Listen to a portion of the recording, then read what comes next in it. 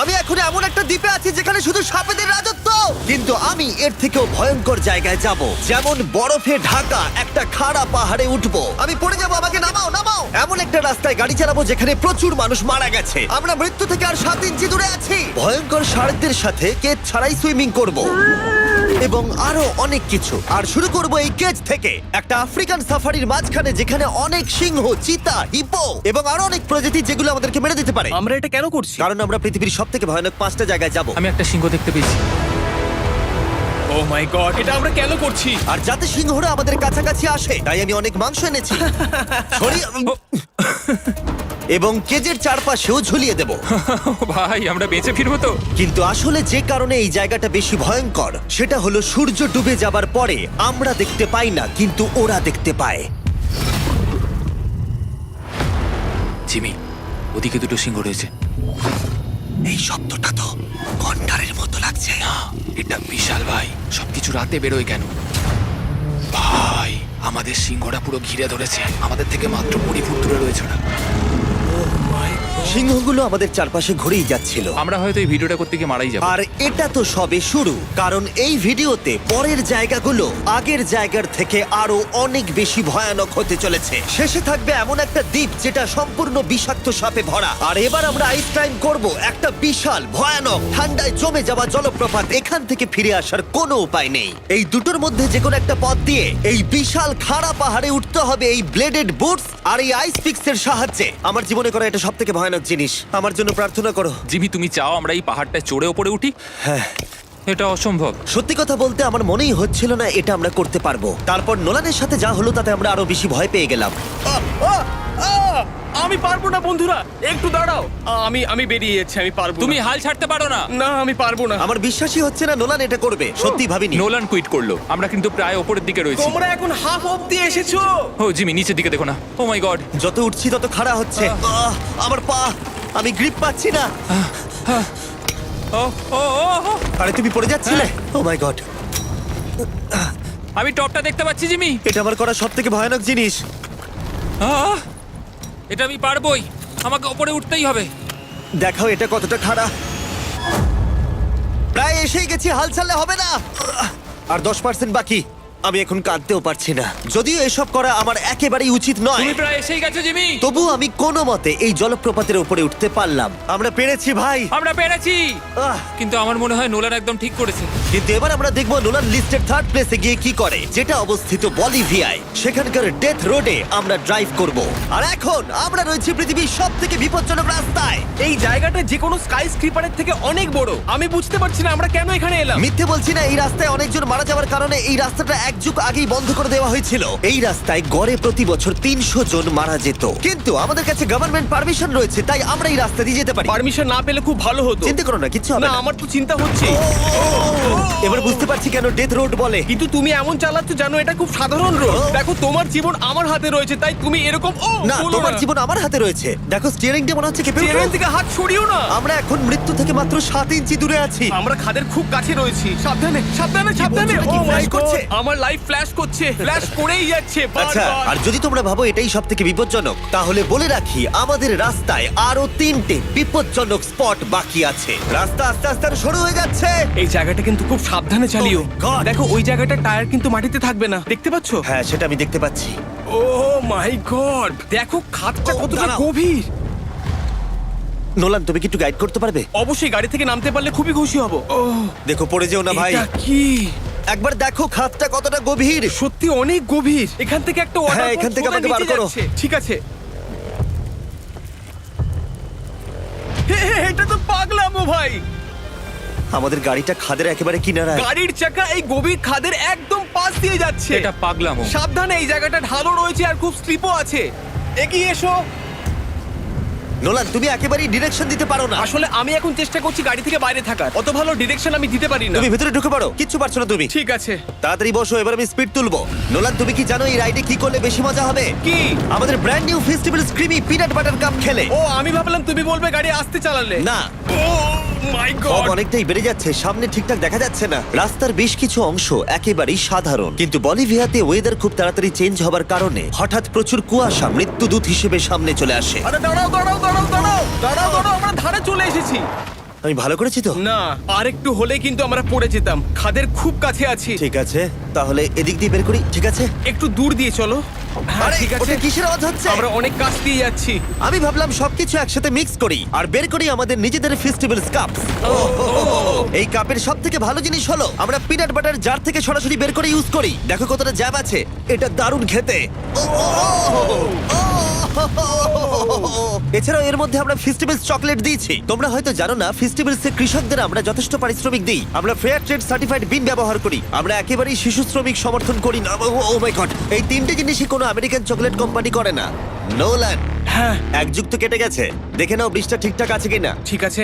আমি শিওর হতে চাই যে এটা ভেঙে পড়বে কিনা, কারণ আমি মরতে চাই না। নোলান, ব্রিজটা পরীক্ষা করো, সব ঠিক আছে?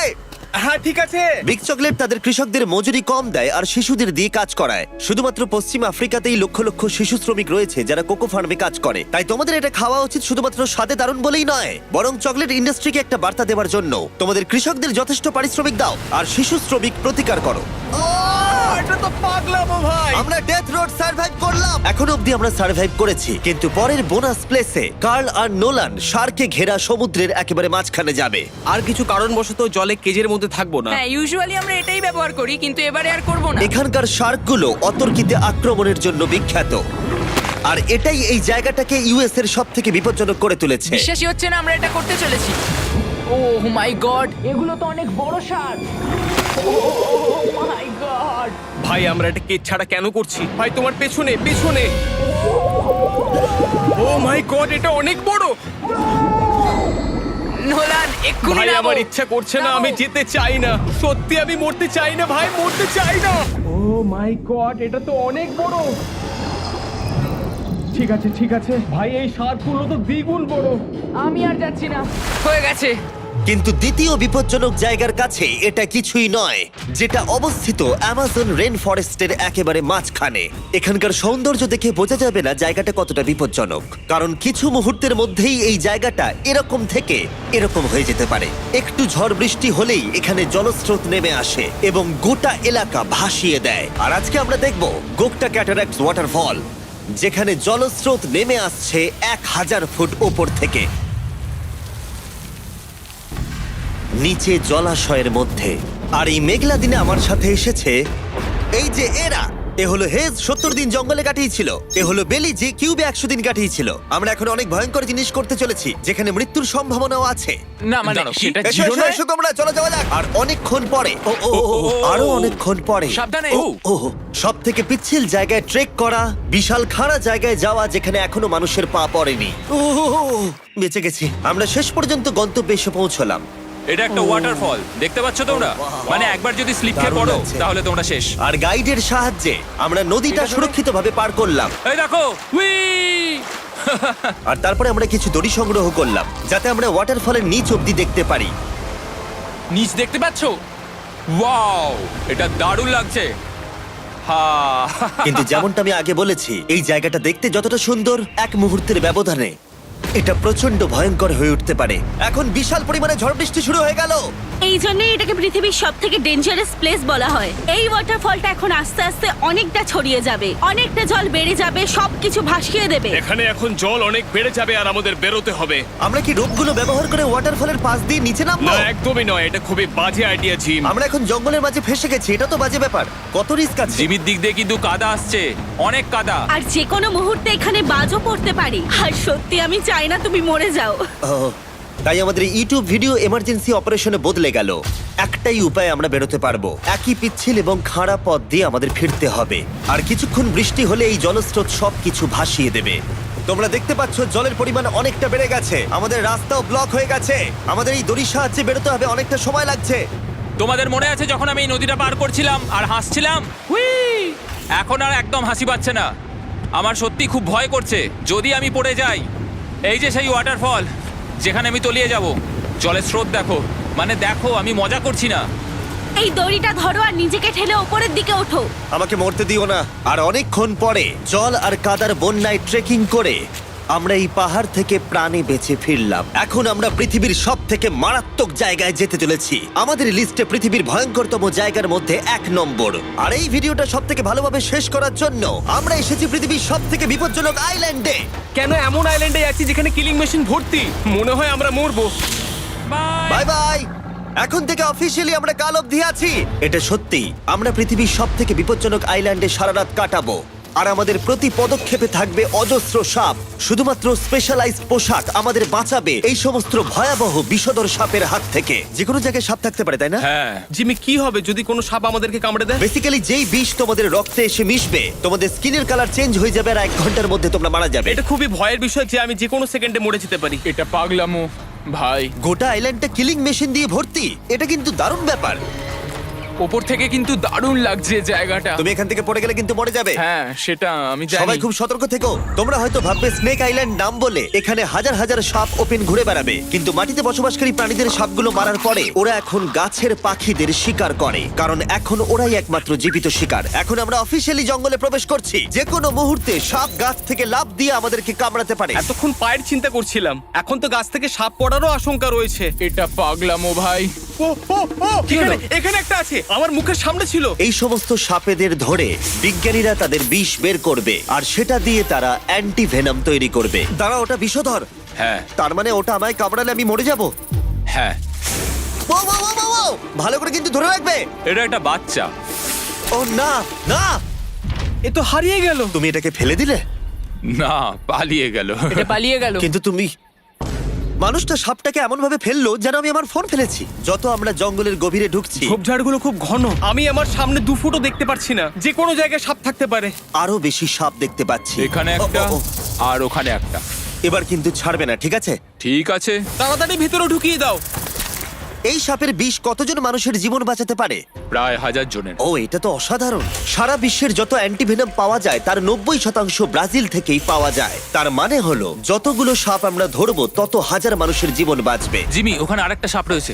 ও মাই গড, এটা তো বিশাল। আমরা অনেক খুঁজে পাচ্ছি, ওরা বাইরের দিকে তাই আসছে। দিনের বাকিটা সময় আমরা এই বিষাক্ত সাপগুলোকে ধরতে সাহায্য করলাম। এমনকি আমরা বিজ্ঞানীদের রিসার্চেও সাহায্য করলাম। দেখো, এই সাপটা মাটি থেকে 15 ফুট উপরে রয়েছে, আর সায়েন্টিস্টরা আমাদের গাছটাকে নাড়াতে বললো যাতে এটা নিচে পড়ে যায়। এই গাছগুলোর নিচে আমি কখনোই ক্যাম্পিং করব না। ও তো একটুও নড়ছে না। অনেকগুলো জীবন বাঁচাতে হলে আমাদের অ্যান্টিভেনম দরকার। অন্ধকার ঘন হয়ে এলে আমরা সার্ভাইভ করার দিকে মন দিলাম। এবার ক্যাম্পিং এর সময়। ক্যাম্প সেট আপ হয়ে গেল, যদিও আমি সত্যিই জানি না এই ক্যাম্পগুলো স্নেক প্রুফ কিনা। আমরা এখন ঘুমোবো সাপেদের মাঝে, একটু ভয় লাগছে। এখন আমরা ঘুমোবো আর আশা করব আমাদের টেন্টে কোনো সাপ ঢুকে পড়বে না। খুবই ভয় লাগছে। আমি বাড়িতে গিয়ে শান্তিতে ঘুমোতে চাই। তাই আমাদের মনে একটাই চিন্তা ঘুরপাক খাচ্ছিল, যত তাড়াতাড়ি সম্ভব এখান থেকে বেরোতে হবে। আমি শুধু বাড়ি যেতে চাই। একটা বিশাল আইস মাউন্টেনে ওঠা থেকে শুরু করে এমন রাস্তায় ড্রাইভ করা যেখান থেকে 1000 ফুট নিচে পড়ে যাবার সম্ভাবনা আছে, শার্কে ঘেরা সমুদ্রের মাঝে সাঁতার কাটা কোনো কেদ ছাড়াই, এবং সবার শেষে আমরা স্নেক আইল্যান্ড সার্ভাইভ করেছি এবং কেউ মরেনি। দেখার জন্য ধন্যবাদ। তোমরা আমার brand new festival creamy peanut butter cup খেও। এই রিটেলার গুলোতে পাওয়া যাচ্ছে। আমি চকলেট ইন্ডাস্ট্রিকে একটা বার্তা দিতে চাই, চকলেটের উৎপাদনকে সুরক্ষিত করো। ব্যাকের কিউআর কোড স্ক্যান করে শিখে নাও কিভাবে বিস্ট গেমস এর সিজন 2 এর বাকি 50টা স্পটে নিজের জায়গা করবে।